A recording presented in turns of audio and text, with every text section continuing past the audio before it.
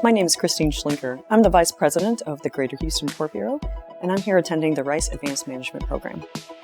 For my company, it's important for us to have strong leadership, and with the nonprofit industry, it's good for us to have strong community engagement and having leadership that can promote that.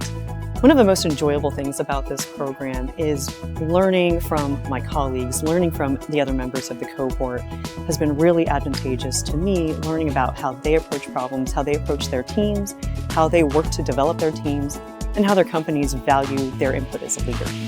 And being able to engage with executives in the area who are at similar places as I am in my career was really important to me when selecting a program.